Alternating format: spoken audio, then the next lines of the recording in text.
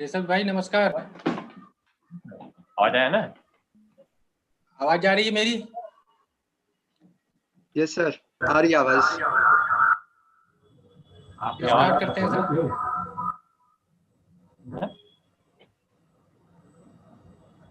Can you hear me? हाँ sir, आ रही है आ रही है। अनम्यूट कर दीजिए जो आप भी बोल।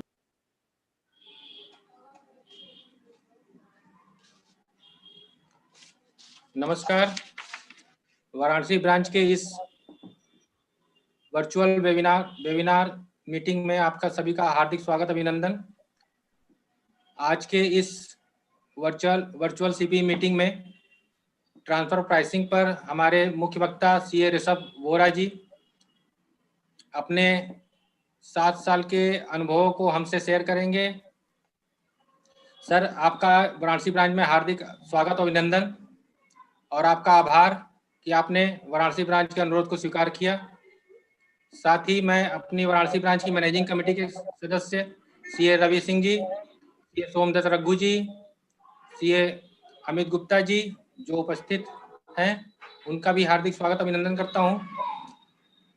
हमारी वाराणसी ब्रांच के वरिष्ठ सदस्य, ऑनलाइन उपस्थित आईसीआई के सदस्यगण, वाराणसी ब्रांच के यूट्यूब चैनल पर लाइव देख रहे सभी सदस्यों का, स्टूडेंट का हार्दिक स्वागत अभिनंदन।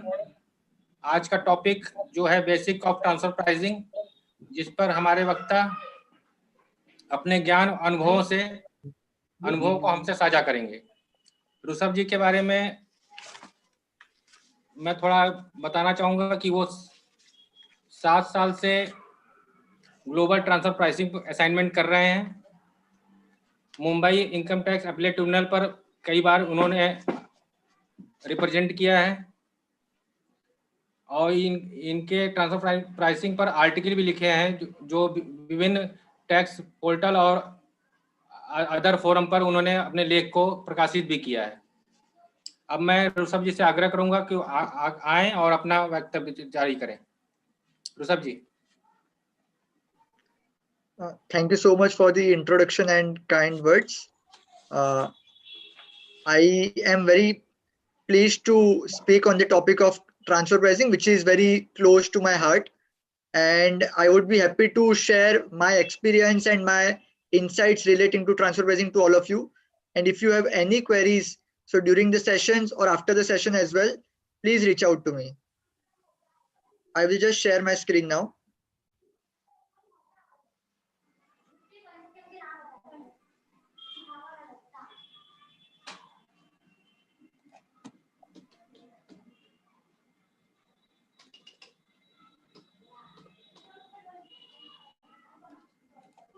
Can you all see my screen now? Yes, sir. Great. So just to begin with that, it's a basics of transfer pricing. So I'm sure you all must have heard about transfer pricings or something relating to transfer pricing, related party transactions or arm's length price. So today we will go in detail about all these concepts of transfer pricing as per income tax regulation. What is the definition of those concepts? What is the practical documentation required? What are the compliances required? What is the penalties given in the under income tax regulation, and recent some amendments introduced in the transfer pricing regulations. So I will touch upon all these aspects in very brief today, and do let me know if you have any queries or any questions, and I would be glad to answer whatever I know or whatever I have experienced in my last 7 to 8 years of professional career. So to begin with, just starting with very basics of WH questions of transfer pricing, that is, what is transfer pricing? Why is there a need of transfer pricing? When do these provisions originate and how does it work? So going into the history of transfer pricing, like you must all aware that after 1991 liberalization in India, lots of multinational companies have invested in India, and at the same time, cross-border transactions between related parties have increased significantly. In order to curb the practice of tax evasion, and in order to have a proper framework in order to regularize the intercompany cross-border transactions, government felt a need to introduce a transfer pricing provisions formally. So that is why in 2001, Finance Minister introduced transfer pricing regulations in India under Section 92 of Income Tax Act. So there is a background of Indian transfer pricing regulation. While in India, the regulation originated in 2001, globally transfer pricing concept was originated in the late 1940s or 50s, wherein OECD or European Union countries have started feeling a need to have a proper framework to justify the market value of the arm's length transaction. And the basic intention of introducing transfer pricing provision was to get one country to get a fair share of revenue from the transactions with related party with another country. So that was the basic need of the transfer pricing. Eventually in 1960s, USA was one of the first country to introduce transfer pricing provisions globally, and slowly and gradually other developing and developed countries also felt a need to introduce similar provisions. India also, like I mentioned in 2001, similar to lines of other developing and developed countries, introduced transfer pricing provisions, and from there on it's almost 19 to 20 years, and the regulations, I would say, has been evolved gradually to that extent that we are at similar level of few other developed countries. So originally the regulation was quite basic. Now the regulation has evolved and lots of complex topics are coming up nowadays, and lots of litigations are also increasing because of the transfer pricing regulations in India.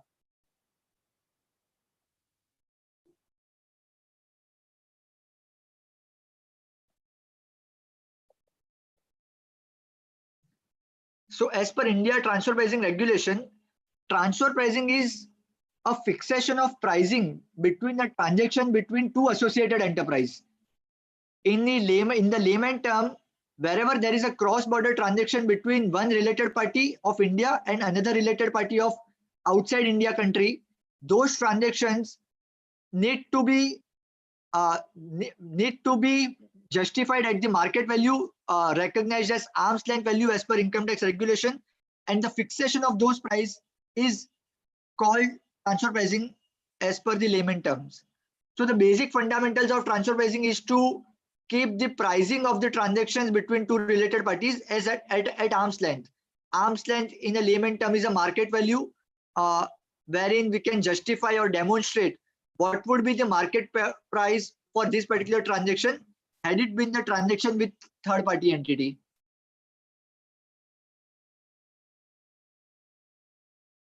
Just to share one example with you,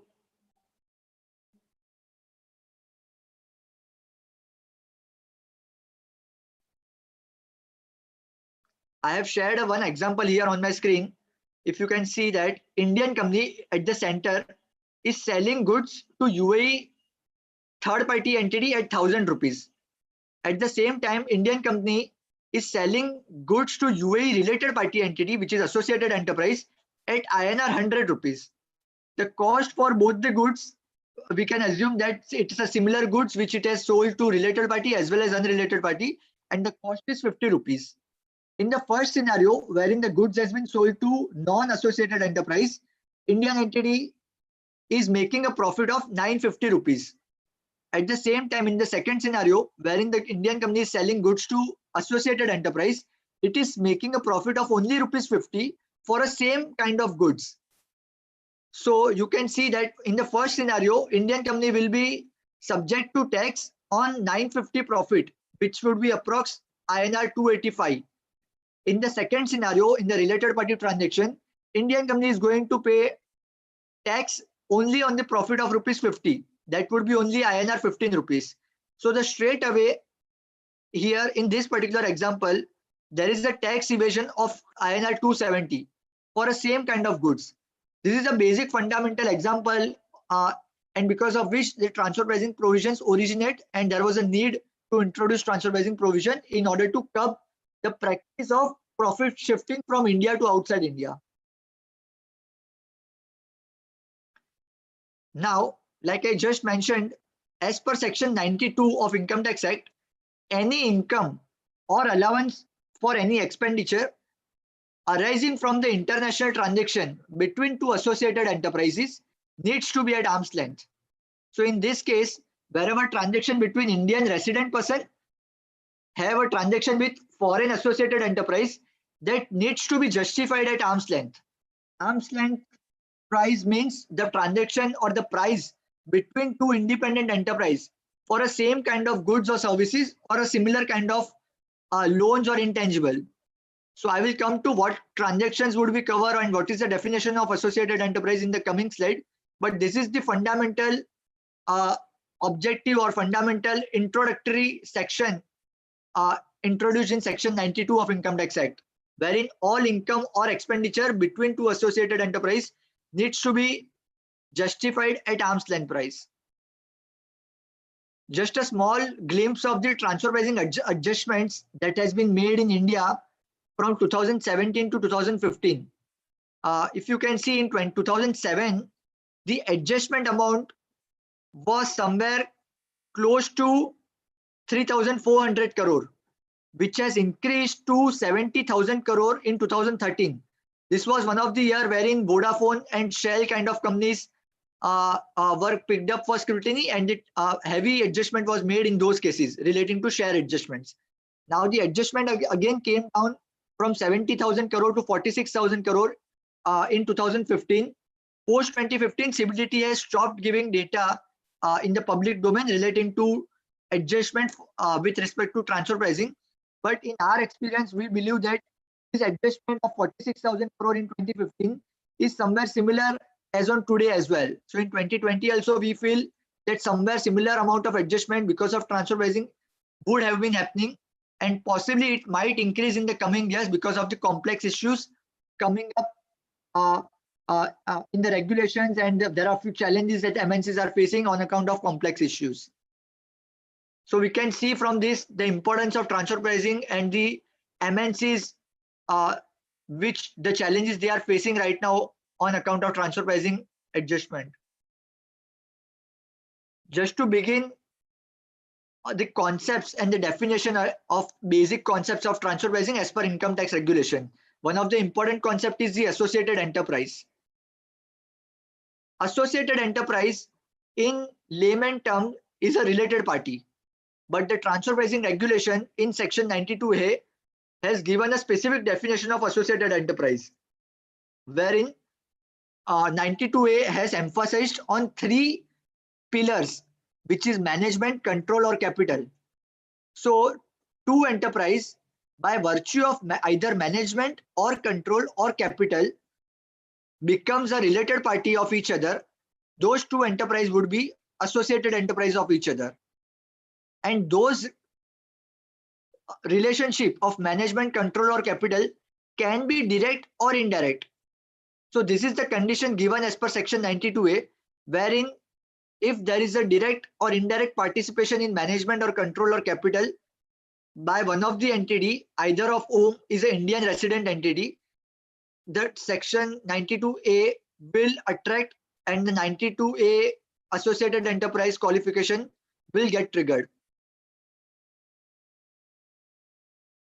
The detailed condition is also provided in section 92A, wherein for each of these pillars, which is management, control, or capital, they have given a detailed list of conditions which needs to be justified in order to qualify as associated enterprise. So first and foremost question in transfer pricing compliance in India would be to check whether transaction between Indian entity and a foreign related party entity will get covered or will attract the provision of associated enterprise or no. In order to check that, we need to check the secondary condition which is prescribed here. For example, for a capital condition, the condition is wherein one entity is holding more than or equal to 26% voting power in another enterprise. So those two entities will be considered as associated enterprise. So for example, if Indian entity is owning shares of more than 26% or equal to 26% of foreign entity, so Indian entity and that foreign entity will be associated enterprise, or vice versa the case, wherein the foreign entity is owning more than 26% voting power of Indian entity, those two entities would be considered as associated enterprise as per the regulation. Apart from the voting power, if the one of the entity is holding loan more than 51% of the total assets in another entity, those two entities will be considered as associated enterprise. There are conditions relating to guarantee as well, wherein one person is provided guarantee of more than or equal to 10% of debt of another entity. Those two entities would be considered as associated enterprise. Presently, we are only considering transaction or the relationship between two entities, one of them is Indian entity. So right now we are not looking at the domestic related party transactions. We are only looking at the transaction between Indian entity and the foreign related party who might get covered under associated enterprise. Similarly, similar to voting power or capital conditions, there is also few conditions relating to management. The management condition says that one of the condition is if one person has appointed 50% of the directors or one or more executive directors in another enterprise, both the entity will be considered as associated enterprise of each other. Or if one person is appointing a director in both the enterprises, for example, Mr. A has a right to appoint director in A Limited India entity and A PT Limited Singapore entity. In that case as well, A Limited India entity and A PT Limited Singapore entity, both entity will be considered as an associated enterprise of each other. This is a condition relating to management. At the same time, there is a conditions relating to activities. This is something different conditions vis-a-vis the normal related party definition as per AS 18 or section 48 to be related party definitions. So these are kind of the conditions mentioned that if one person has 100% dependence on use of intangibles for manufacturing or processing or for business purpose, in that case, those both entities will be considered as associated enterprise of each other. This condition is quite critical, wherein even in normal situation, two entities are not related party, but because of just having dependence on the use of intangible for manufacturing or business purpose on another entity, two entities can become associated enterprise and TP regulations may get attracted as per India regulations. So we need to identify and we need to analyze all these conditions in order to check whether two entities will become associated enterprise of each other or no. At the same time, one of the conditions also include if one of the entity is purchasing more than 90% of raw materials from another enterprise. For example, Indian entity is purchasing more than 90% of raw materials from one of the foreign entity. Even though foreign entity and Indian entity are not related party in a general parlance, they still might get covered under the definition of associated enterprise because of this specific conditions given in section 92A2. At the same time, there are few conditions relating to control criteria. The control word is not defined in section 92A or neither in the Income Tax Act. It is very wide term to establish what would be the control. So if one enterprise can be said to have a control by an individual and another enterprise is also controlled by the same individual along with his relative or jointly with his relative, the two enterprise will become associated enterprise. So just to give you an example, Mr. A in India is controlling A Limited in India, and Mr. A is having another entity in USA which is also under the control of Mr. A. If there is a transaction between A in USA and A Limited India, since both the entities are under the common control of individual person, both this entity will get covered under associated enterprise. At the same time, if one enterprise is controlled by HUF and other enterprise is also controlled by the same HUF or the member of HUF or relative of that HUF, both the entities will be considered as associated enterprise. So like you can see here, the definition of associated enterprise is quite wider. The scope is quite larger as compared to normal related party definition as per AS 18 or section 48(2)(b) definition of related party. And we need to check each and every conditions before concluding whether the definition of associated enterprise will get triggered or no. Because this is the primary step to check whether transfer pricing regulations will apply to entity or no. Once we establish whether the associated enterprise relationship established between two entities, we need to check further whether the transaction between them has occurred during the year or no.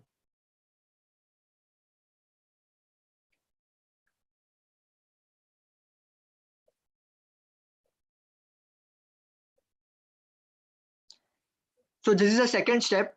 Once we establish what is the associated enterprise, and once we establish there is a relationship between two enterprise as associated enterprise, the next step is to understand whether is there any transaction between two entities during the year under consideration or no. The definition of international transaction is also prescribed in section 92B. Again, the definition is quite wide enough to cover almost all the transactions between two associated enterprise, which are the definition includes any arrangement or understanding or action in concert between two associated enterprise, either formal or in writing, or whether or not enforceable by legal proceedings. In that case, those transactions will get covered under the definition of international transaction. So as you see, the definition is quite wide enough. It does not include only the formalized arrangement or formal agreement between two entities. It can also include informal understanding or action in concert.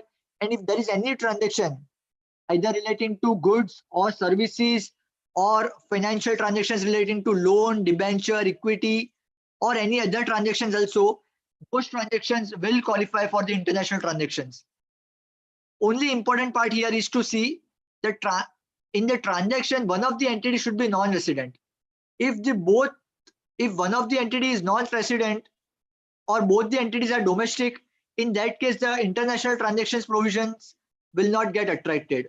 So as I mentioned earlier, we are right now only looking for the international transfer pricing, wherein either or both entities should be non-resident in order to consider or in order to check whether international transfer pricing provisions will be applicable or not.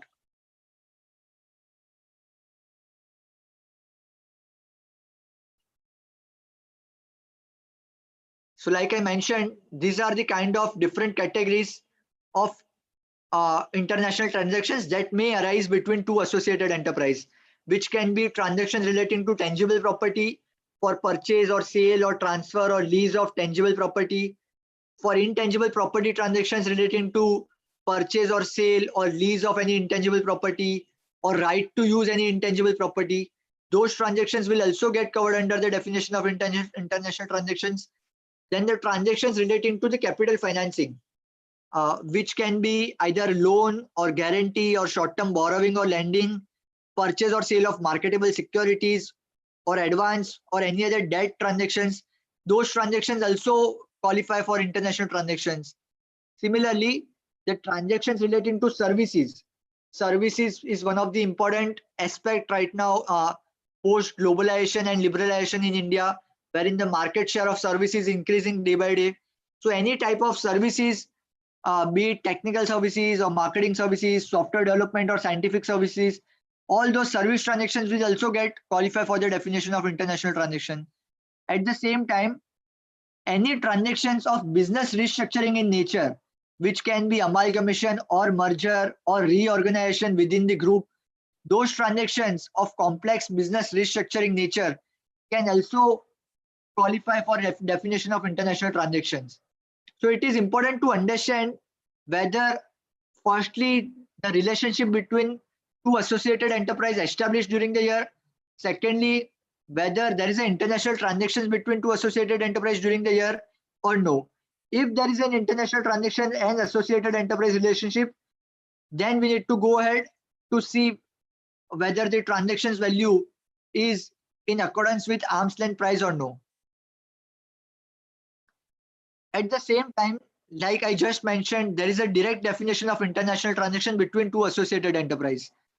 Now, there is some indirect definition also for international transactions, which is commonly regarded as deemed international transaction. So deemed international transactions is basically any transaction between Indian entity and a third party entity, is not an associated enterprise as per the section 92A, which we just discussed some time back. So any transaction between Indian entity and a third party entity may also be regarded as a deemed international transactions in two conditions. One of the condition is wherein there is a prior agreement between associated enterprise and third party in relation to transaction between Indian entity and the third party. For example, if you see in the first chart, there is a transaction between A Limited, which is Indian entity, and third party entity for provision of services. But the pricing of A and third party pricing for services is determined because of the prior agreement between A's entity, parent entity, and third party entity. So because of the prior agreement between A's parent and third party, the pricing between A and third party entity can said to be a tainted transaction or said to be a not independent transaction, and therefore income tax regulations require even this kind of arrangement or transactions to be get covered as a deemed international transactions, and normal transfer pricing provisions will be applicable for these transactions. At the same time, in the second scenario, in the second table, wherein there is a transaction between A Limited Indian entity and a third party entity, which can be either in India or which can be either outside India. But even in those transactions, if the terms between the transaction between A and third party is determined in substance by A's parent entity and the third party. So for example, just to give you a hypothetical example, A Limited Indian entity is going to sell goods to third party entity. For example, it's a manufacturing goods at ₹1,000 per unit. But the pricing of 1,000 is determined by A's parent entity, which is A Limited or A Inc. USA, and the third party.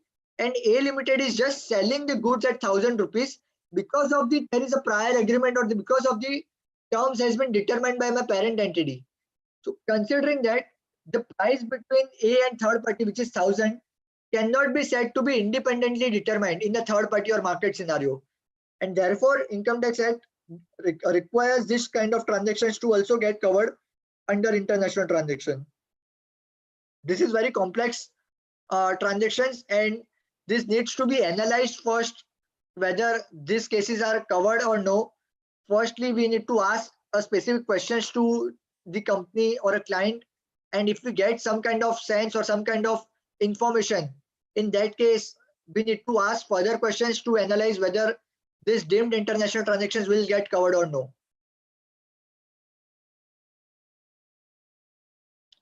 Now we have already analyzed the relationship between two associated enterprise. The second step was to understand whether the transaction between two associated enterprise was international transaction or no.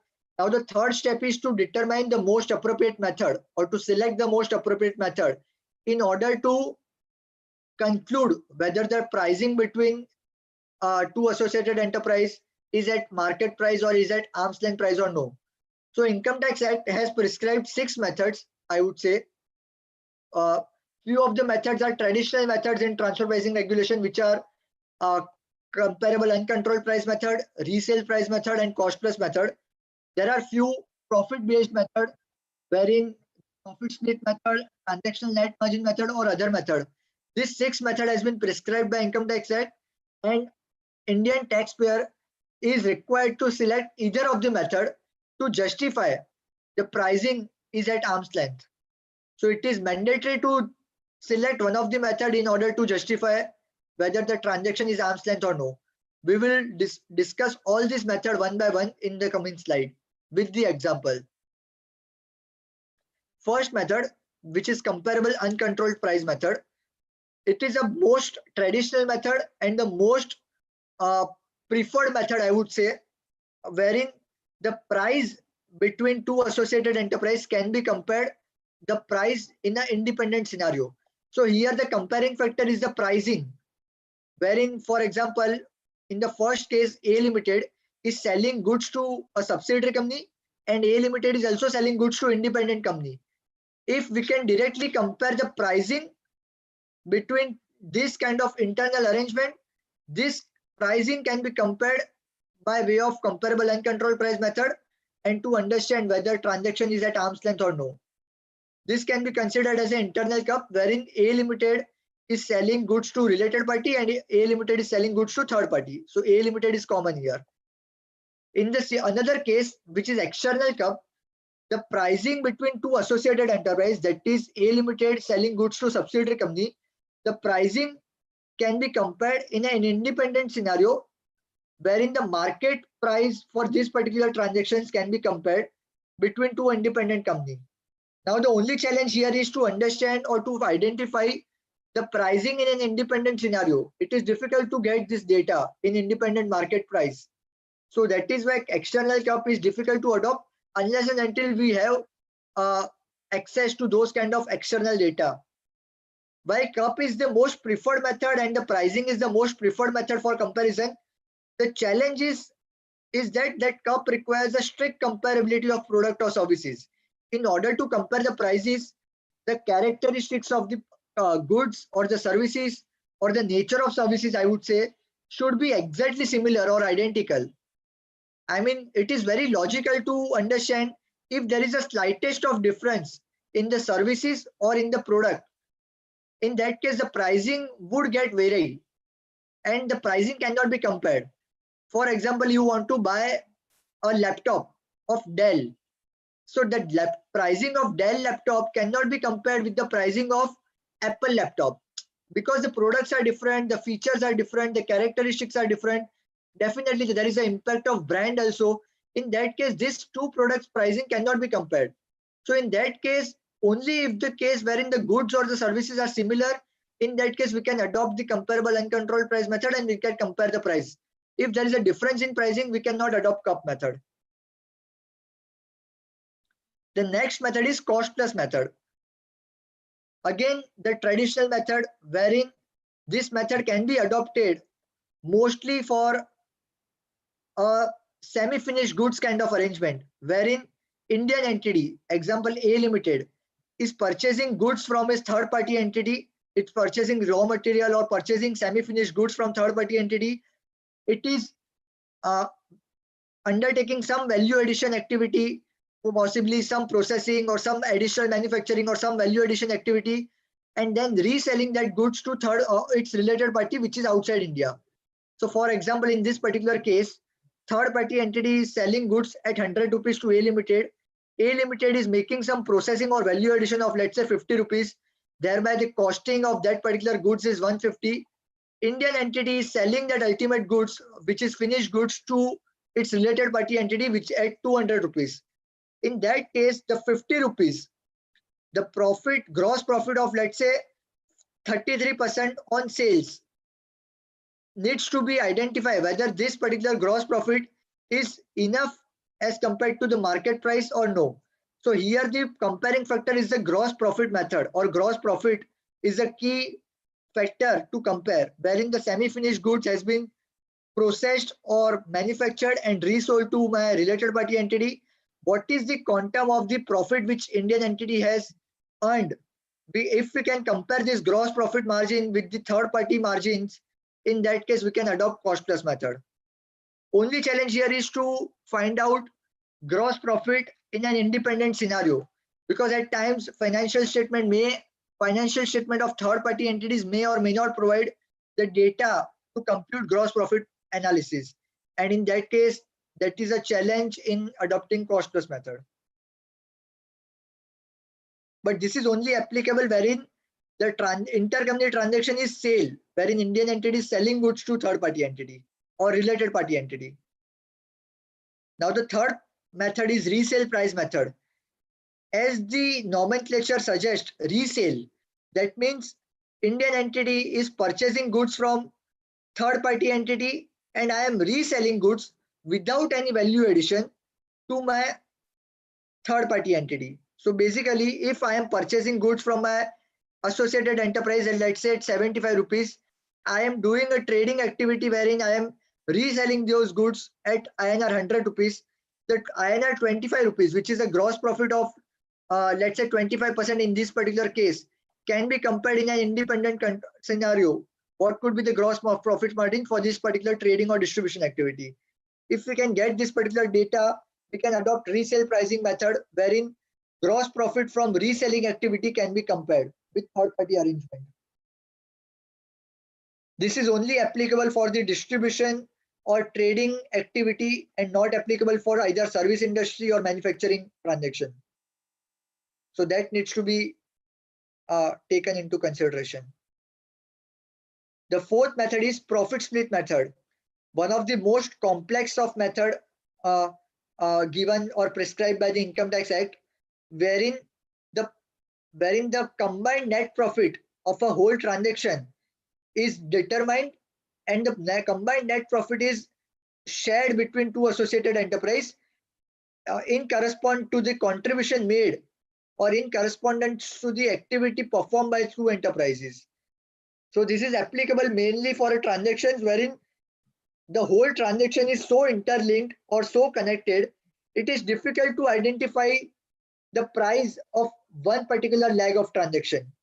So mainly in the intangible kind of arrangement, wherein there is a sale or wherein there is a development of some intangible arrangements, or intangible has been one Indian entity has performed either the research or the development part, the foreign entity has possibly performed the maintenance or the enhancement part of that intangible. The whole profitability needs to be analyzed first, and then the basis the corresponding contribution of the entity, that profit needs to be segregated. Because of the complex characteristics of the profit split method, it is difficult to apply. And even if we apply the profit split method to split the profit from the whole transaction, it is prone to the litigation, and income tax authorities go in detail to identify the rationale of splitting the profitability. So we need to have a proper justification or documentation for adopting this kind of methodology. The next is transactional net profit margin method. This is the most used method, or I would say residual method, and practically you might have heard or you might have experienced that this is the most used method, wherein the first four methods, because of one or other difficulties or one or more challenges, first four method cannot be adopted in many of the transactions, and thereby assessee are only left with the option to adopt transactional net margin method. Transactional net margin method compares the net pricing or the net profitability from a profitability of transaction vis-a-vis a third party independent transaction. So for example, if Indian entity is selling goods to its related party which is outside India at 100 rupees, after reducing the cost of goods sold or other administrative expenditure or employee cost expenditure, if Indian entity is earning a profitability of 10%, for example, and if that 10% it can be compared with the independent player in market, and if the 10% is higher than the independent profitability of other players, then it can be considered that the pricing between Indian entity and its associated enterprise is at arm's length. So here the net profitability is one of the key factors for comparison, wherein we need to compute the net profitability of the Indian entity, and that needs to be compared with the independent player in the similar industry for the similar goods or services. So in order to find those comparable companies of similar goods or services or similar industries, we need to undertake a benchmarking search on the licensed database. So there are many databases in the market which provides data for independent company or private or public companies. Few of the recognized global databases are ProVest database or ACE database or Capital N database. You must have heard about these databases, which are licensed database. We need to subscribe to those databases in order to find out the information for the pricing or the information for the profitability of the independent third-party entities for similar industries. And the last method, which is the residual method, I would say is other method. Indian authority realized that there are many situations wherein the first 5 methods cannot be adopted because of one or other factor. In that case, Indian income tax regulation prescribed other method in 2012, wherein a taxpayer can adopt other method, and this method is not defined as such what could be the parameters for adopting this method, but by any way or any method, if taxpayer can substantiate or justify the pricing between related party, in that case it can adopt other method. So few of the parameters for comparability or justification could be third party quotation, valuation reports, standard rate card, or commercial or economic business model. So those are the few typical scenarios wherein assessee or taxpayer can use other method and justify the intercompany pricing by way of these few parameters.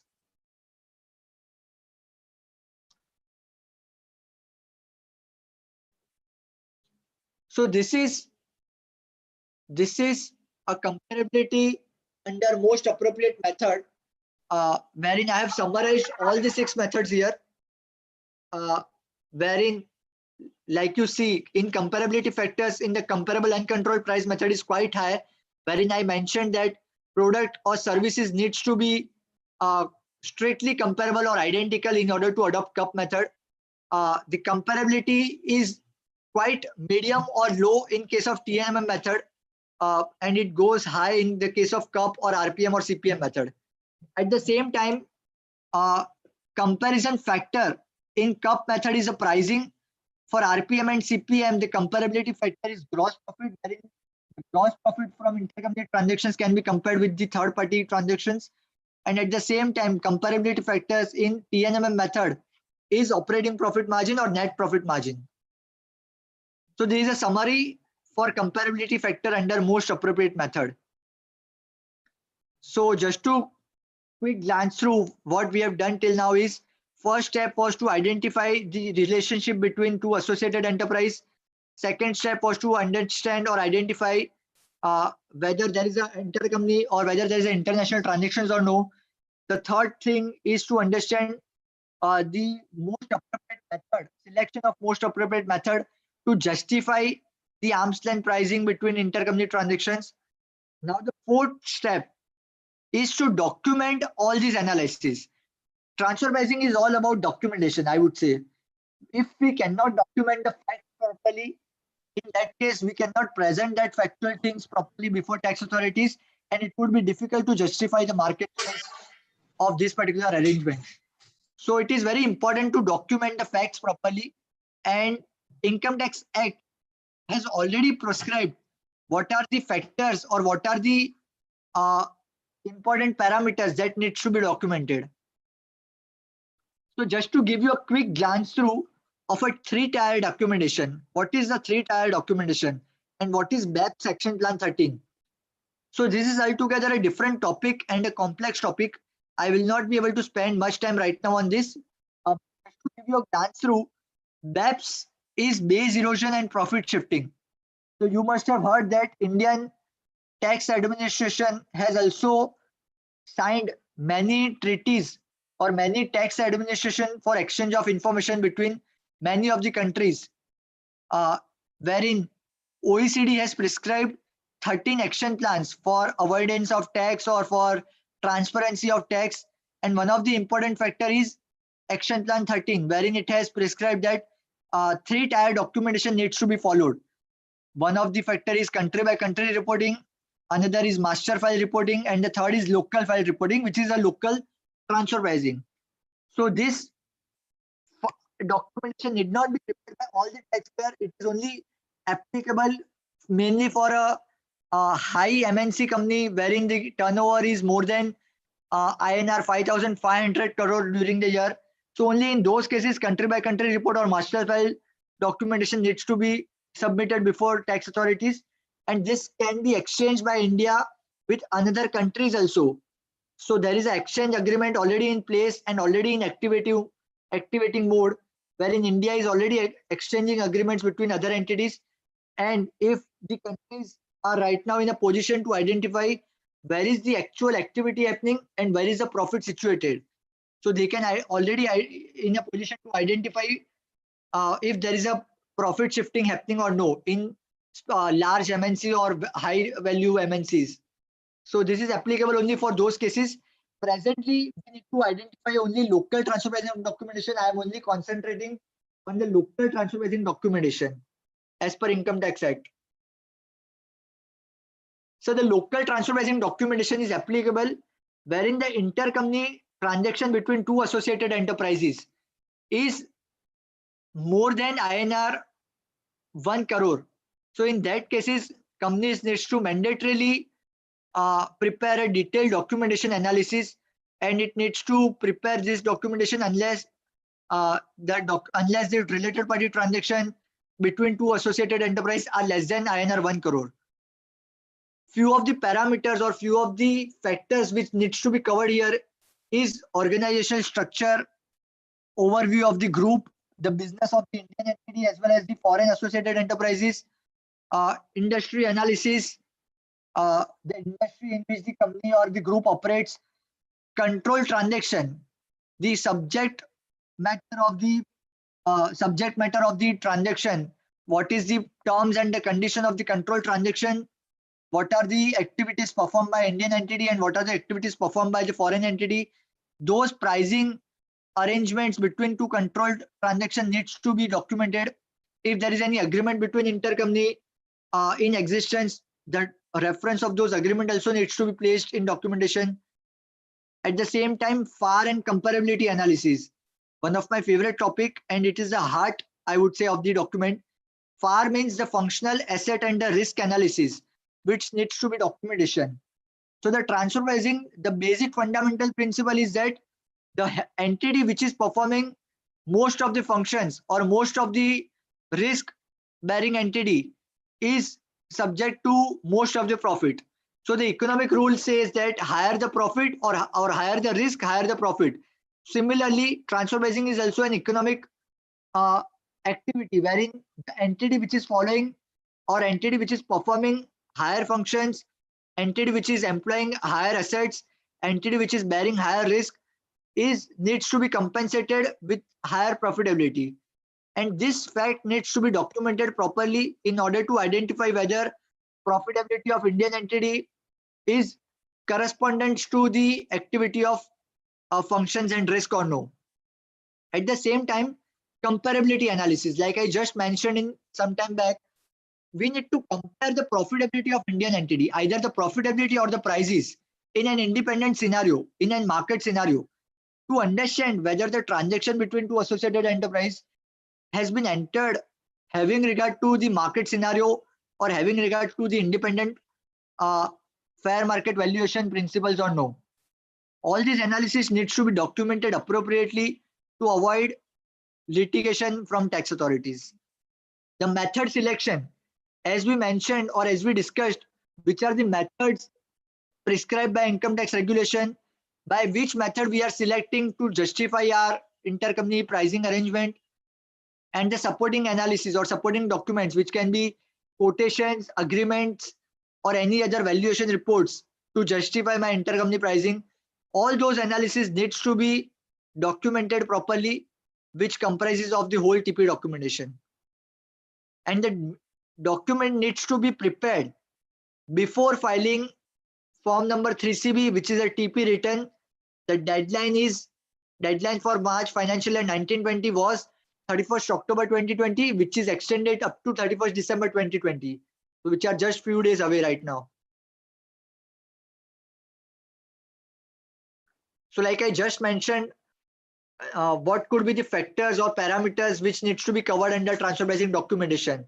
Those could be the entity related information, background of entity, profile of entity, business of the Indian entity or foreign entity, the industry in which the entity operates, pricing related factors, which can be either cost plus arrangement, which can be either profit split arrangement, economic activity or the method selection or benchmarking activity, transaction related factors, which can be agreement reference, invoices, supporting invoices or letter or emails for justifying need benefit analysis for service transactions, or it can be a supporting arrangement or supporting documents, which can be a publication or any other government report or valuation report or financial statement.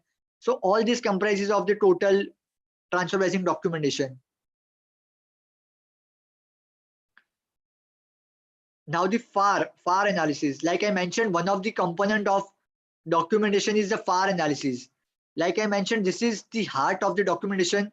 If we could not bring on paper proper FAR analysis, it would be difficult to understand what is the role of Indian entity, what are the functions performed by Indian entity, what are the risks borne by Indian entity, and in that case, resultantly, profit earned by Indian entity cannot be justified or cannot be substantiated. So that is why it is very important to document all the FAR analysis in the document properly. FAR analysis can be different, or it needs to be customized for a transaction or intercompany transactions. For example, FAR for manufacturing transactions can be something different. Functions or assets or risk analysis for service transactions can be different. For example, for service industry, in a hypothetical scenario, Indian entity is providing software development or back office services to its foreign entity. The functions can be performed by back office outsourcing functions, which is the entity who is entering into the contract with third party. What are the risks borne by Indian entity, which can be a market risk, which entity is bearing credit risk, if Indian entity is prone to foreign exchange risk or no, if Indian entity is born to quality risk or no, which entity is ultimately identifying the quality parameters for the arrangement. So all these arrangements or all these analysis needs to be documented properly. At the same time, assets analysis. Assets can be either tangible assets or intangible assets. That needs to be documented, especially in the case of intangible assets, wherein one of the entity is owning a high value intangible property. For example, a brand. For example, in the case of Infosys or TCS, those companies are having, or those companies are employing substantial value of their brand, which is a major factor in their pricing arrangement. So those needs to be documented properly. The brand value of Infosys or TCS, we all know it is quite high, and it is one of the prime factor for their higher pricing as compared to a normal private player in the market or independent third party player in the market. So those value of intangibles needs to be documented properly. At the same time, high intensity or high capital intensity manufacturing industries, especially in the case of infrastructure company, real estate company, or building company, wherein the Indian entity or foreign entities owning or employing high capital intensity equipments or plants and equipments or factory building, those analysis needs to be documented properly. So like it says that if we could not document FAR analysis properly, it would be very difficult to substantiate the pricing between intercompany arrangements. The next step is economic analysis, that is to understand the pricing of the third party arrangement. Just to give you a simple example here, these are the cell phones available in the market. For example, there is an Apple cell phone, iPhone, there is a Samsung phone, there is a Nokia simple phone, and there is a BlackBerry cell phone. Can it be said to be comparable with each other? I would say no, because the characteristics of all these cell phones are different. Brand value is completely different. Features are completely different. For example, iPhone is having a quite premium brand value. At the same time, BlackBerry QWERTY feature was one of the first BlackBerry phone is having a QWERTY features, which was not there in any of the Samsung cell phones or Nokia cell phones. At the same time, Nokia cell phones, quite simple features or quite simple model. Design is quite simple. It is a user friendly. There is no, it's not something that is provided in other smartphones. So these are completely different cell phones.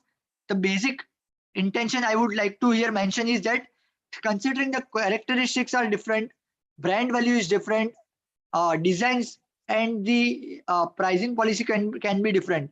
In that case, this cannot be comparable with each other. So in order to identify whether the intercompany pricing for a product or services is comparable to third party or no, we need to identify the equal market player to identify whether the pricing of intercompany product or services is comparable with third party or no. Something similar example here, Maruti 800 car cannot be compared with the Mercedes car or cannot be compared with another high value SUV car, because the engines are different, pricings are different, designs are different, the uses are also different. Possibly SUV car is possibly used by all the MDs or CEOs or high profile people, wherein the Maruti 800 is mainly designed for a middle class people. So pricing is also in correspondent to the designs or equipment or the costing behind the engines available. So we need to identify whether the products or services are comparable to each other or no. So like the TP basic rule says, comparison needs to be with apple to apple product. Apple and oranges cannot be compared with each other. So it is important to identify whether products or services are comparable or no, to identify whether pricing of comparable transactions is in alignment of market price. So there is a process. I have prepared a chart here to identify what is the process for economic analysis. In a simple parlance, firstly we need to identify what is the functional analysis and the characterization of a tested party, which is a taxpayer of Indian entity, which is a method that we are selecting behind justifying the pricing of the transaction. We need to, like I mentioned, we need to possibly need to subscribe to some licensed databases to identify comparable transactions. We can adopt few qualitative or quantitative criteria or to filter out the companies. Possibly in the licensed database, we might get access to thousands of companies, but which are the companies which are in the same industries, which are having something similar turnover, which is something nearby to turnover of Indian entity. So all those parameters needs to be quantitative and qualitative screening or filter needs to be adopted to identify similar comparable companies. Then the next step goes to identify from the annual report of potential comparable company whether the business or the products of one particular third party comparable is something similar to the business or the products of the Indian comparable entity or no. Then we need to identify the pricing or the profitability of the third party entity, which needs to be in alignment or comparable with the Indian entity. So there is a process basically to identify the pricing of the third party comparable into the similar industry, and then to conclude whether the pricing between controlled transaction between Indian associated enterprise or no is something similar to market price or no.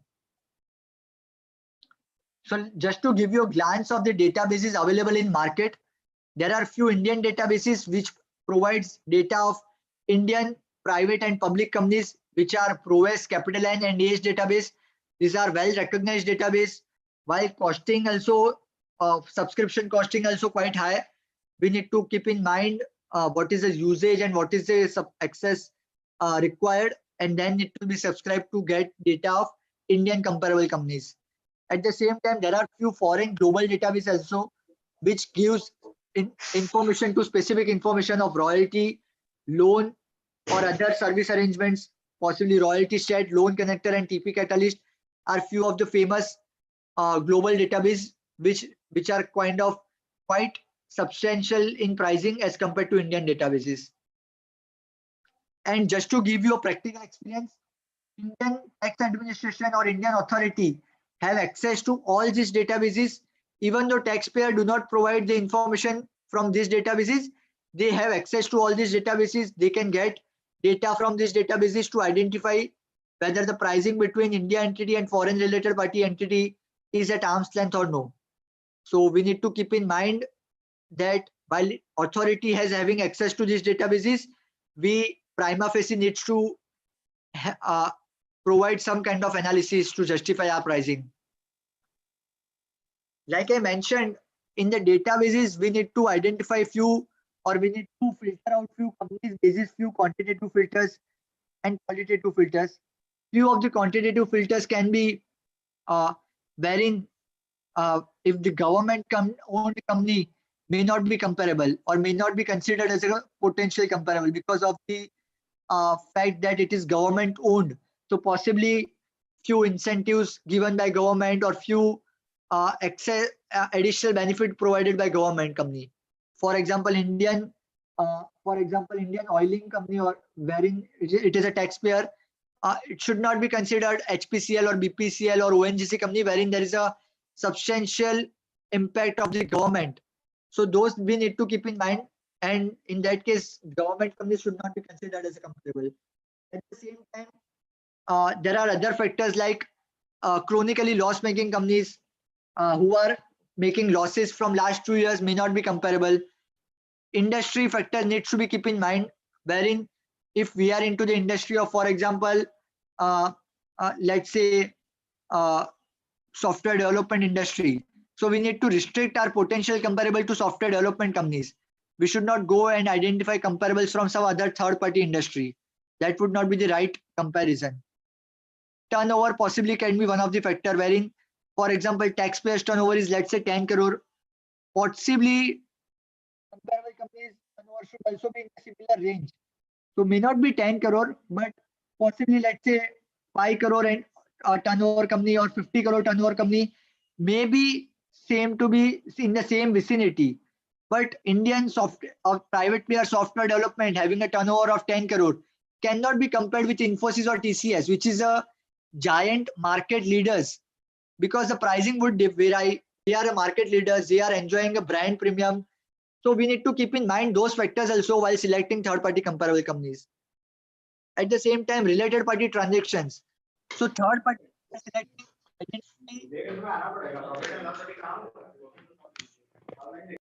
third-party companies having a lots of related party transactions of more than, let's say, 20% or 25% may not be comparable. So we need to consider all these quantitative criteria while understanding whether this company can be considered as a potential comparable company or no.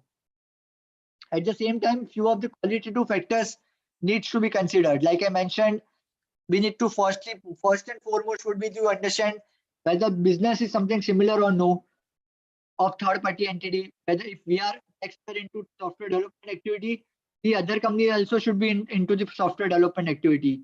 Other research company or BPO company cannot be considered as a comparable. Amalgamation or merger happening in one of the entity during the year. So those extraordinary events happen during the year in the third-party entity may not be a suitable comparable because of that extraordinary event, pricing profitability may not give a true picture of comparison. So all these qualitative factors should also needs to be kept in mind while selecting a potential comparable company. There are few industry specific comparability factor also. Just to give you a few example, shipping or logistics industry, few of the companies are only vessel owner company, wherein the few players are vessel owner. Those companies cannot be compared with the non-vessel company.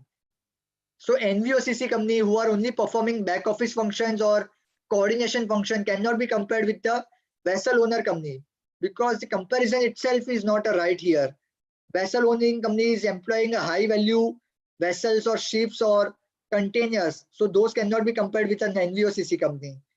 Something similar to that, agent cannot be compared with principal. So if the taxpayer is just performing agency functions for other players, those company cannot be compared with a principal independent company because of the whole difference of business model.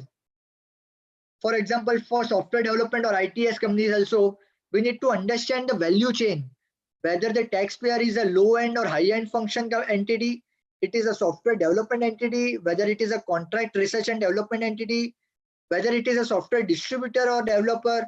So those fundamental analysis needs to be undertaken prima facie to understand what is the industry and what is the third party.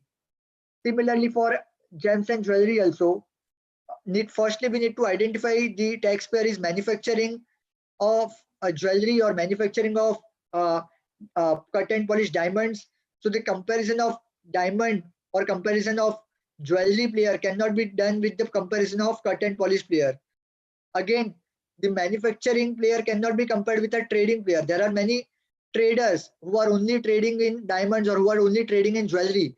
That cannot be compared with the manufacturing of jeweler or manufacturer of cut and polished diamonds, because the pricing may vary, cost of goods sold may vary, the business model may also vary. few of the players might have some retail outlets. For example, Tanishq business model works as if that they have retail showrooms or outlets in Mumbai or outside Mumbai also. But at the same time, taxpayer does not have a retail outlets. So the pricing for these diamonds or jewelry may vary because of the difference in the business model itself. So that needs to be considered in mind. What is the business model that taxpayer is following and third party player is following? So those industry specific comparability factors we need to consider and understand well enough to understand what could be the pricing and what could be the impact on pricing. So like I mentioned, TP is all about documentation and understanding the facts. Firstly, we need to understand the business of the Indian entity, industry in which the Indian entity operates, few typical factors of relating to that industry, to understand what could be the pricing consideration or factors, and to have a proper comparability understanding or analysis. Like I mentioned, while we are analyzing the annual financial statement or annual report of third party potential comparable, we may get some insights from either auditor's report or director's report or management discussion and analysis or other segmental information. All these factors need to be analyzed to understand if there is any business related information, any qualification report or fraud related information which may entail to not accept that comparable company as a comparable. Date of incorporation can also be one of the factor. For example, the taxpayer has been incorporated just couple of years back, is only doing business from last 2 years. That may not be comparable with a player which is there in industry since last 15-20 years, because the pricing strategy adopted by the recently incorporated company could be different as compared to the pricing of the comparable company which is there in industry from 15-20 years. Possibly the recently incorporated company intention is to provide a discounted pricing just to penetrate the market, as against that the leader who is there in industry since 15-20 years is charging a premium factor in the pricing. So all these factors need to understand carefully, which has an impact on the pricing analysis. This can be the adjustment. I just highlighted what could be the potential factors which may have impact on the pricing. Those factors could be the industry specific filters or industry specific consideration. Other factors may include brand value, may include a business valuation or business models that they are following. So if there are these differences in the models or differences in the pricing, if there is a possibility to make a suitable adjustment because of the working capital adjustment or depreciation adjustment or forex adjustment, we may reliably undertake those adjustments in order to compare the pricing of taxpayer and third party entity. So let's say Indian entity is purchasing goods from related party at INR 1000 rupees. So 100% that Indian entity might have to pay custom duty. Forex is also one of the factor to understand what could be the pricing of Indian entity for purchase of goods. At the same time, Indian third party player who is purchasing goods from Indian local third party may not have to pay custom duty, may not have to undergo forex fluctuations.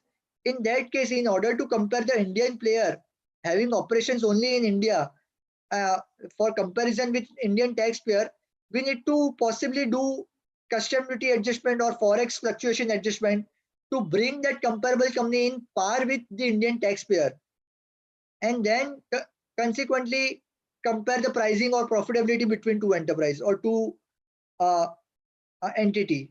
So those adjustments needs to be documented well enough, and the rationale needs to be highlighted properly as to why we are making this adjustment to bring the taxpayer vis-a-vis third party player at par in order to eliminate the differences and pricing. So these are the typical adjustments which are possibly allowed by the Indian Income Tax Act also and by Income Tax Authority also.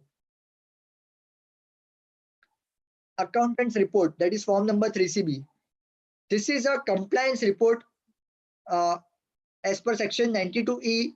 Any Indian taxpayer having a transaction with its associated enterprise, even a single rupee of transactions needs to be reported in accountant's report, form number 3CB. Like I mentioned, deadline for form number 3CB submission for financial year 1920 is October 2020, which is extended to up to December 2020. Till last year, the deadline was November month. Only in financial year 1920 and onwards, the deadline has been changed to October 2020 now. So we are just few days away from the compliance of TP return. Possibly we may or may not get extension from tax authority. So this form number 3CB needs to provide information of the associated enterprise, business and address of the associated enterprise, transaction of the associated enterprise, what is the method selected by Indian taxpayer to justify the arm's length price, what is the price of the intercompany transactions, what is the market value of that particular transactions, and this needs to be certified by an independent chartered accountant. So we need to be cautious enough while certifying form number 3CB, wherein we need to put all the selection of the methods, the amount and market value of the transaction as well. So there is a compliance report which needs to be provided every year, even for a single rupee of the transaction. There is no threshold given for a relaxation, while there is a threshold for preparation of documentation, which is 1 crore, but there is no threshold for submitting accountant's report. That needs to be kept in mind. So just to summarize, this is the typical transfer pricing audit process. If you see it from the bottom of the chart, the first and foremost factor is to gather the facts properly, wherein we need to identify the facts of intercompany transactions, pricing policy, industry analysis. So the fact gathering exercise needs to be done properly. Then we need to identify the functional analysis, functions and the risk and the assets portion. What are the FAR analysis for Indian company and the foreign related party? Then the next step goes is the economic analysis, wherein we need to identify or select the best method as prescribed under Income Tax Act, which are the suitable comparable companies. What is the comparison of arm's length profitability of Indian entity and third party players? And the last step is to submit accountant's report in form number 3CB or to prepare a document as per the Income Tax Act. So this is a typical transfer pricing audit process which I have provided here.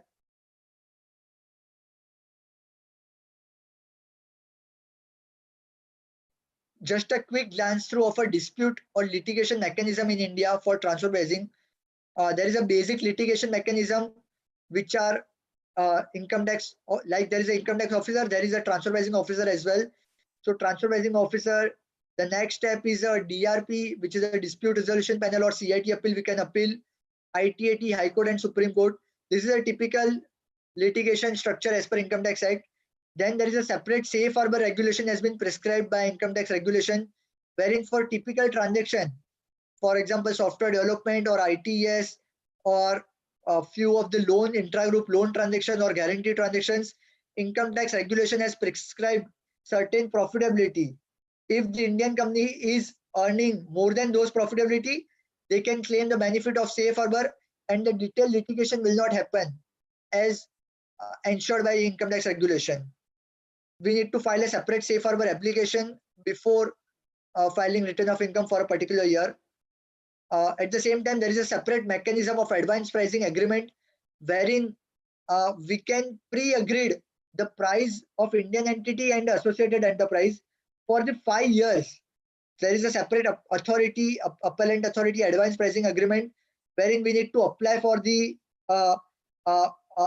advance agreement between the CBDT and the taxpayer, and after providing all the requisite information, CBDT will agree that this pricing needs to be followed for up to 5 years, and the detailed scrutiny will not happen subject to the same facts or subject to meeting the similar profit or pricing as per the agreement between CBDT and taxpayer. The next is the last one is the mutual agreement procedures, wherein Indian entity to apply mutual agreement procedures along with the Indian before administration authority or the foreign tax administration authority also. So these are the typical litigation mechanism available in India with respect to transfer pricing. So like there is a transfer pricing audit process I have summarized. This is a typical litigation life cycle also which I have summarized here, wherein the first and foremost process is to document the fact. After that, we need to file a 3CB report within the prescribed time. If the scrutiny happens for transfer pricing, the transfer pricing officer will pass order. If there is an adjustment, taxpayer can approach before DRP or CIT appeal. If there is no adjustment, the task is complete or the assessment is complete. If DRP or CIT appeal accepts the order of transfer pricing officers and upheld the order of transfer pricing officers, taxpayer have an authority to go and challenge the claim before ITAT, and similarly at a higher level, taxpayer can also approach to high court or Supreme Court. So if any of the stage, if we can get a relief from any of the authority, the task is complete, or else we can approach the higher authority. The penalty is prescribed. Income tax authority has prescribed a kind of substantial penalty for transfer pricing default, for underreporting or misreporting, for failure to maintain document or failure to submit inaccurate information. The penalty goes up to 50% or 200% for underreporting or misreporting. At the same time, 2% of the international transaction value needs to be can be levied for failure to submit inaccurate info or failure to maintain documentation. So you can imagine if the value of transaction is, let's say, INR 100 crore, penalty up to 2 crore may be levied for inaccurate information or for failure to maintain documentation. So these penalties are kind of quite high as compared to other income tax penalties provided or prescribed in the income tax regulation. These are the few recent introduction or amendment. Considering the time, I will not go in detail, but just to glance through, income tax authority in last 2005 years, somewhere in 2014 or 15, introduced a range concept, wherein if the third party comparable companies have, if 6 or more, taxpayer is required to use arm's length range, which can be a 35th to 65th percentile. If the comparable companies are less than 6, arm's length median needs to be considered for comparison with the taxpayer's margin. At the same time, like we are discussing the international transfer pricing, there was a provision for domestic transfer pricing also introduced somewhere in 2012, but at a later stage, while realizing that in the case of 48-2B transactions, there is no tax evasion happening, and so the scope of domestic transfer pricing has been reduced. And now in today's case, the scope of domestic transfer pricing is limited mainly in a case of inter-unit transaction, wherein one of the unit is claiming tax holiday, or if there is a transaction between an Indian person with related party who is subject to a different rate of tax because of section 115 BAB or some other income tax act provision. But again, there is a threshold provided, unlike international transfer pricing, wherein there is no threshold. In the domestic transfer pricing, the threshold of 20 crore has been prescribed. Only if the domestic transfer pricing quantum is increased to more than 20 crore, this regulation will be applicable. Section 94B limitation of interest deduction also has been introduced in line with the global regulation, wherein if Indian company is paying interest to foreign related party entity in lieu of the availing of loan, that interest needs to be seen whether it is more than 30% of EBITDA or no. But only this regulation is applicable if the interest is INR more than 1 crore or no. So these are kind of quite a recent amendment in the regulation, and these regulations are in alignment with the global transfer pricing regulation. Secondary adjustment has also been introduced in AY 17-18 onwards, wherein the adjustment amount needs to be repatriated back to India. If we could not repatriate that amount back to India, the deemed notional interest provisions will get attracted, and that needs to be seen whether these provisions are applicable. But again, like these provisions are applicable only if the primary adjustment is more than 1 crore or no. So that needs to be seen, and it is applicable only for AY 17-18 onwards. So these are kind of complex amendments happened in last couple of years, which is not applicable in normal scenario.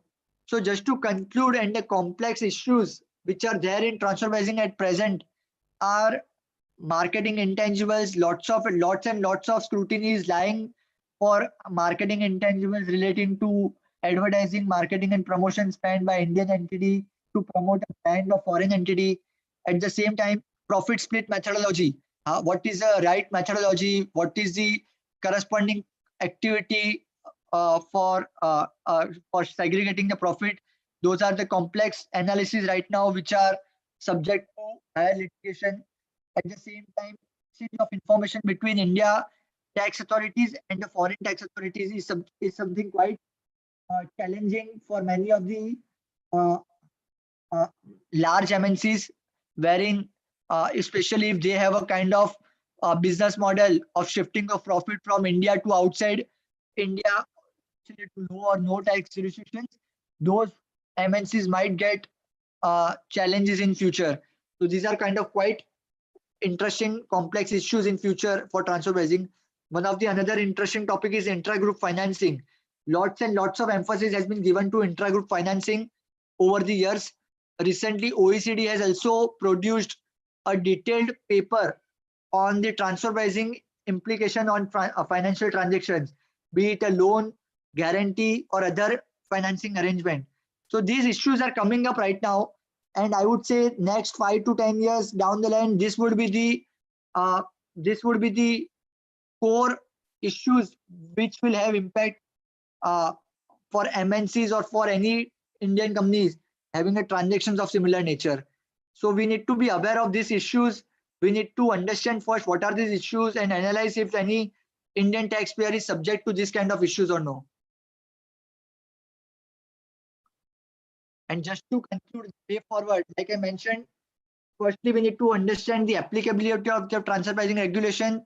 If there are any gaps in documentation or agreement or invoices, we need to identify those gaps. We need to fulfill those gaps. We need to prepare a proper documentation analysis. We need to have a proper third-party arrangements or third-party comparability analysis to identify whether the pricing is at alignment of the price of market price. And at the end, compliance activity wherein we need to prepare a document and we need to file form number 3CB, which is a TP return before the timeline. So just to summarize, transfer pricing is all about document. Understanding of facts and document the analysis properly is a key to mitigate a transfer pricing risk. So with this, I conclude my session here, and I am open for if there is any questions from any of you. Maybe you can reach out to me right now or maybe at a later stage. So do let me know if there is any questions from all of you. अगर किसी का कोई question है तो वो query raise कर सकता है और अपना क्वेश्चन पूछ सकता है अपने आप को अनम्यूट करके.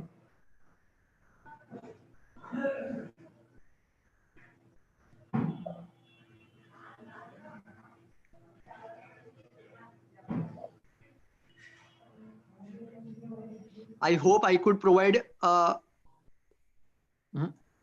least a basics of insights of transfer pricing regulations in India. And definitely, if there is any detailed issues or any queries, you can reach out to me anytime. I would be happy to answer or happy to share the experience from my side.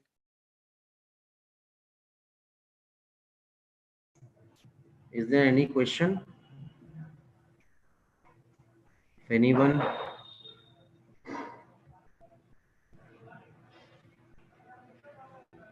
Raghu भैया unmute कर लीजिए.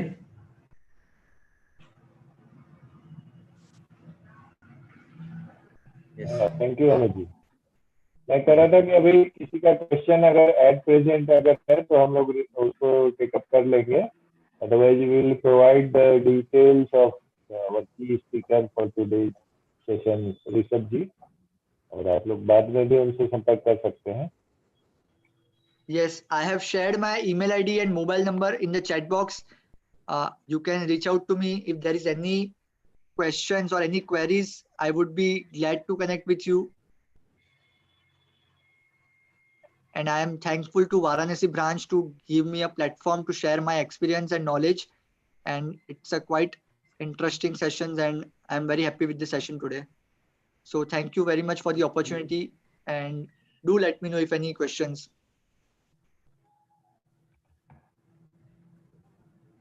Ma'am, जी, तो लग रहा किसी का कोई क्वेश्चन नहीं आ रहा है. No worries. वैसे सेशन बहुत ही सुंदर था, बहुत बढ़िया. आपने बहुत अच्छे तरीके से सभी चीजों को डील किया. Thank you so much Rishabh ji. Thank you so much. Pleasure is all mine, and glad to connect with all of you. Have a good evening. First of all, हाँ मैम बोलिए, आवाज आ रही है. मैम बोले. जी, myself CA Jamuna Shukla.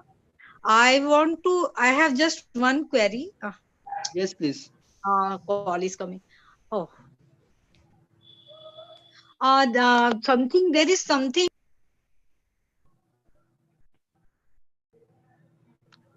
Section 115 BAA that CC will add if there is any kind of such this transfer pricing cases. Do you have any idea regarding this? I think, ma'am, we missed out your first part of the questions. Would you like to repeat the question? I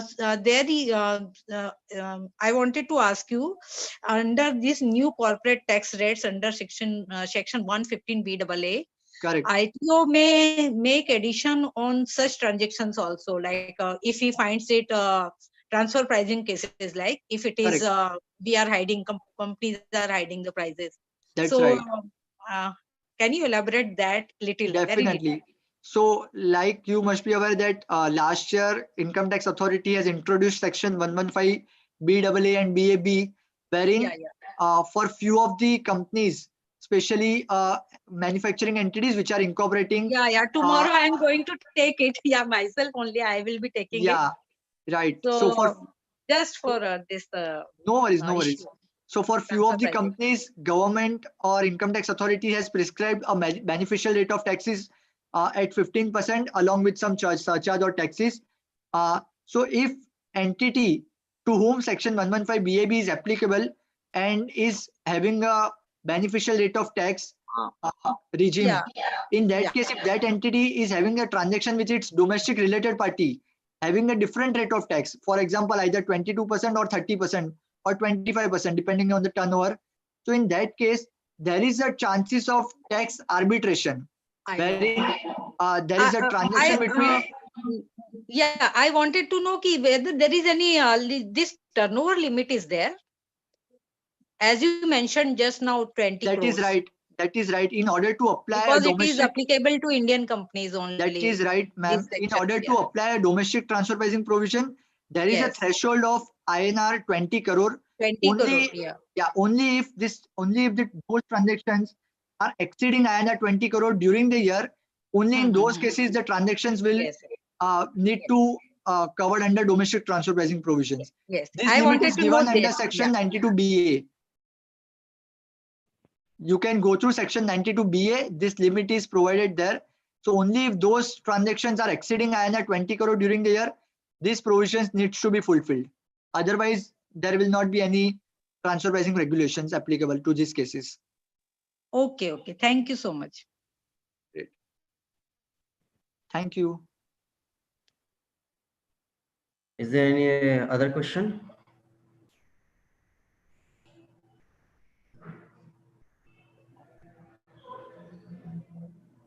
नहीं है, कोई नहीं है. नहीं है. तो चलिए, मैं फॉर्मल वोट ऑफ थैंक्स के लिए हमारे ब्रांच के सेक्रेटरी सीए सोमदत्त रघु जी को इनवाइट करता हूं कि वो आए और वोट ऑफ थैंक्स दें.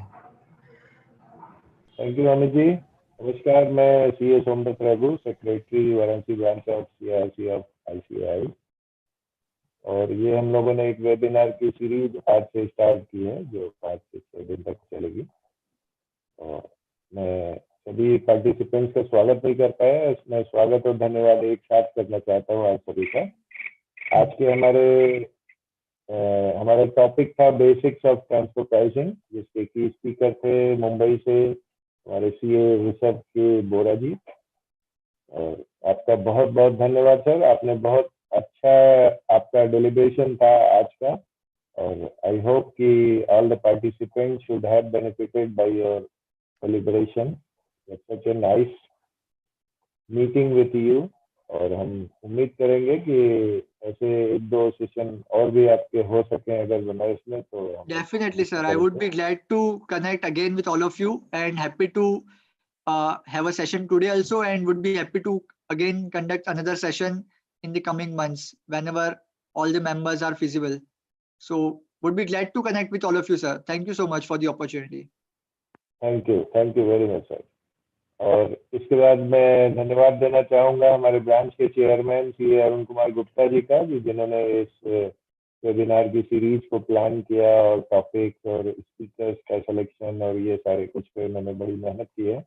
बहुत बहुत धन्यवाद अरुण जी। आप ऐसे ही वेबिनार्स कराते रहिए unless and until we are able to organise some physical presence seminars और वर्कशॉप्स, जिसको हम लोग बहुत मिस कर रहे हैं इस पेंडेमिक में। बहुत बहुत धन्यवाद।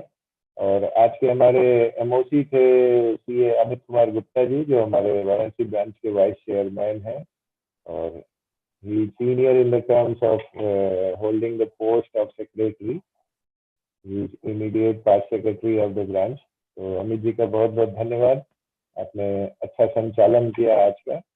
रवि जी आज जुड़ नहीं पाए हैं, something technical problem was there with him. और धन्यवाद हमारे सभी पार्टिसिपेंट्स का, जिन लोगों ने बहुत ही धैर्यपूर्वक इस पूरे सेशन को अटेंड किया। और उम्मीद करता हूं कि आप लोग इससे जरूर लाभान्वित हुए होंगे और आगे के लिए भी उम्मीद करता हूं कि आप सारे टॉपिक्स में अटेंड करेंगे। और इसी के साथ हम लोग आज का ये technical session basics of transfer pricing